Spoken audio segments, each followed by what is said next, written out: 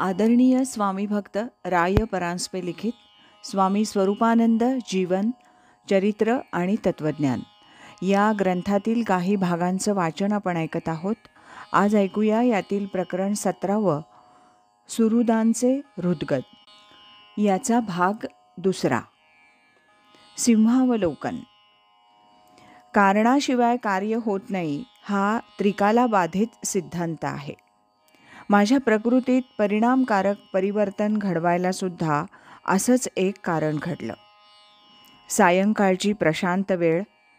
आपले मामा म्हणजे श्रीयुत केशवराव गोखले नुकतेच सोलापुराच्या बाजूस त्यांचे एक ऋणको श्रीयुत इनामदार यांच्याकडे जाऊन आले होते.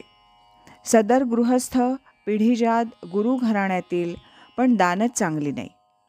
या संबंधी सहज बोलणं निघालं असता माझ्या चिकित्साखोर स्वभावानुसार, भूषणास्पद नव्हे पण स्वभावो दुरतिक्रमः, असो, ढोंगी गुरुची थोडीशी हजेरी घेता घेता मी म्हटलं, पण ते आपलेच गुरु आहेत असं ऐकतो.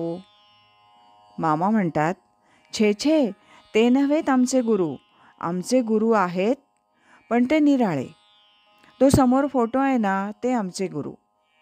इथं त्यांनी गुरुवर्य बाबासाहेब यांची त्रोटक माहिती सांगितली. मात्र व्यवहारात आम्ही त्यांची ओळख स्नेही या नात्यानं सांगतो, वाच्यता नको म्हणून. मी म्हटलं, असं तो फोटो मी आज पुष्कळ दिवस पाहतो आहे. हल्ली ते कुठे असतात बरं? त्यावर मामा म्हणतात, हल्ली त्यांची बदली माटुंग्यास झाली आहे. मी म्हटलं, म्हणजे अलीकडे गुरुवारी जाता ते तिथंच वाटतं? मामा म्हणाले, हो, तिथंच. मग मी आठवून असं म्हणालो की परवा रामभाऊ आला होता त्यावेळी सारी मंडळी घेऊन तिकडेच गेला होता कायसे? मामा म्हणतात, होय, त्याच्या बहिणीला आणि आईला त्यांचं दर्शन घ्यायचं होतं म्हणून गेलो होतो. सर्वांना अनुग्रह झालेला होता. मग मी औत्सुक्यानं म्हटलं, आणि रामभाऊला सुद्धा? म्हणजे लहानपणी सुद्धा अनुग्रह होऊ शकतो हे मला ठाऊक नव्हतं, म्हणून मी तसं विचारलं. त्यावर मामा म्हणतात, होय, त्याला सुद्धा झालाय. मग मी विचारलं, तो कधी? मला नाही बोलला कुठे. मामा म्हणतात, नाही, ते त्याला सांगता येणार नाही. मागे आम्ही पावसाळ्यात पुण्यास गेलो होतो ना, तिथे त्याला अनुग्रह झाला. इथं त्यांनी त्यावेळची थोडीशी माहिती, ज्ञानेश्वरीवरील तुमचं प्रभुत्व, ज्ञान जिज्ञासा, बाबांनी केलेलं कौतुक, असं सगळं सांगितलं. मग मी विचारलं, ज्ञानेश्वरीसुद्धा? आणखीही कित्येक उत्तम ग्रंथ त्याने वाचले आहेत हे मला माहिती आहे, पण या दुसऱ्या गौडबंगालाची परिस्फुटता त्यानं माझ्याजवळ बिलकुल केली नाही. आश्चर्य आहे. त्यावर मामा म्हणतात, आश्चर्य कसलं? ते सांगावयाला त्याला हुकूम नाही. आम्हाला वाच्यता करावयाची नाही.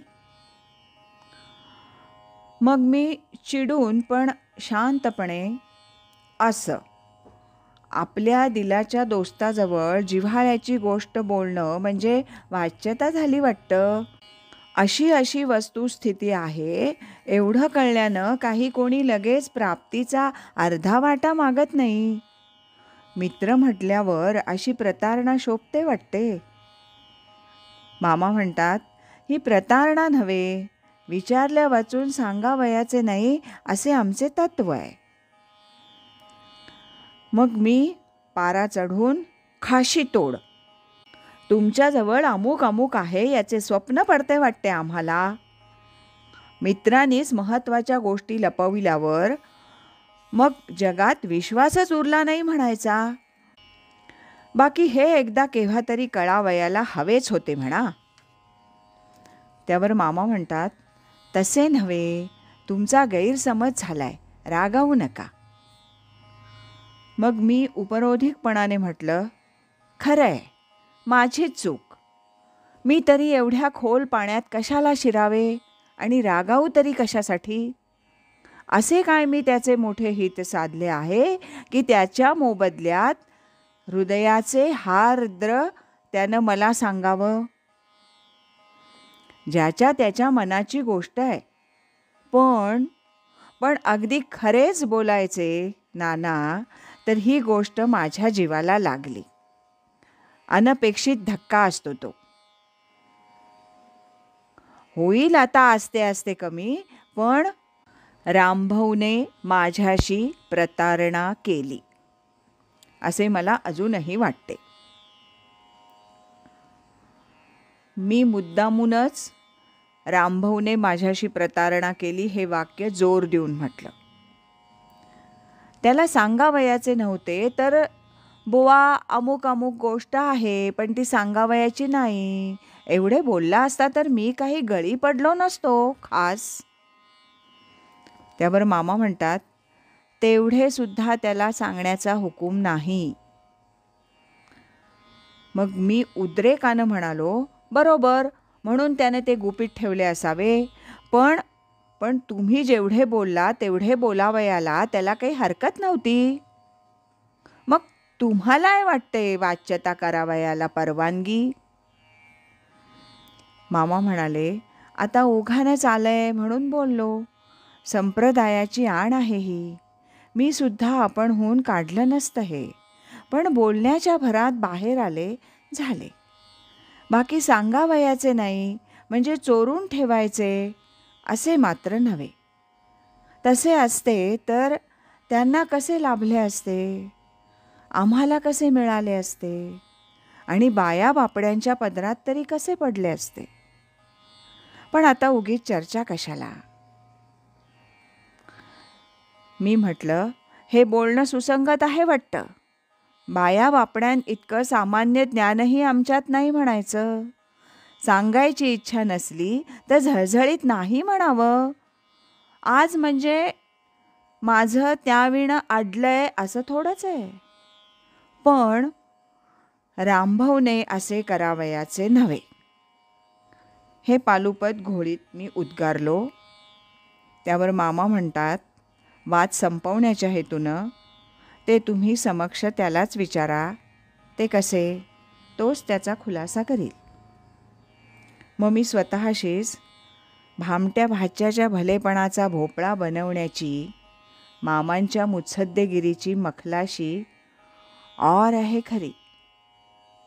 आणि मग त्यांना म्हणालो, काही जरूर नाही एवढी. मला कुणाकडे जायचे झाले तर त्यात रामभाऊची मध्यस्थी कशाला, मी डायरेक्ट जाईन. मनात म्हटलं, कधी मधी पत्र पाठवायचं ते सुद्धा आता पाठवायला नको. त्याला गरज नाही, मग मलाच काय एवढा उमाळा. मी स्तब्ध उभा राहिलो होतो. मामा मध्येच म्हणाले, कोहिनूर मिलचा संप झाला त्याचं काही कळलं का? मी रागानं मुसमुसत होतो, पण विवेकानं राग दाबून ठेवला होता. संपाचं बोलणं निघताच मी तिथून पाय काढला आणि जाता जाता, संपाच्या गोष्टी बोलायला आपल्याला पुष्कळ फुरसत आहे. क्युरिओसिटी जागृत करावयाची आणि मग अर्धवट स्थितीत तसंच टाकून जायचं. असं कायसंसं पुटपुटत मामा थांबा थांबा असं म्हणत असतानाच मी खोलीकडं परतलो. आज इथेच थांबूया. यानंतरचा भाग आपण उद्या ऐकूया. श्रीमत सच्चिदानंद सद्गुरु श्री स्वामी स्वरूपानंद महाराज की जय. हरि ओम तत्सत.